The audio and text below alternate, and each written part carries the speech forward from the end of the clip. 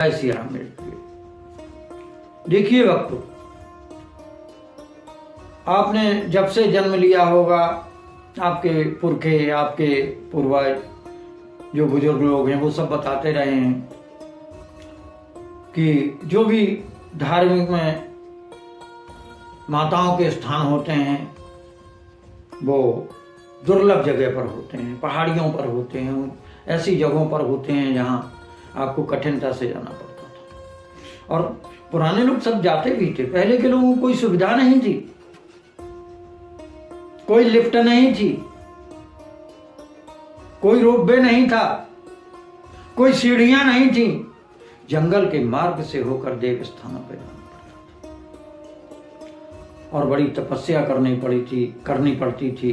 बड़े उससे भगवान को मनाना पड़ता था, माताओं को मनाना पड़ता था और उनकी कृपा बरसती थी तो आपका पूरा परिवार एकदम धार्मिकमय, रमणीक वातावरण, एक आपके घर में प्रकाश जैसा फैला है।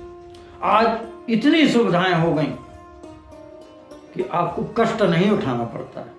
धार्मिक स्थलों में, धर्मस्थलियों में आपको इतने सुगम साधन हो गए हैं कि आप पल में पहुंच जाते हैं।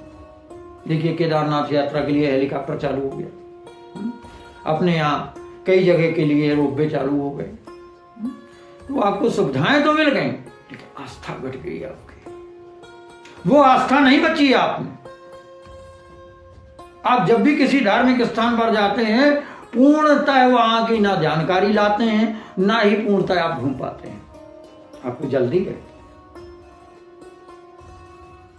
आप सीधे वहां पहुंचते हैं जहां धर्म स्थल है, जो भगवान बैठे हैं, जो माता बैठी हैं, और उनका आशीर्वाद प्राप्त करके।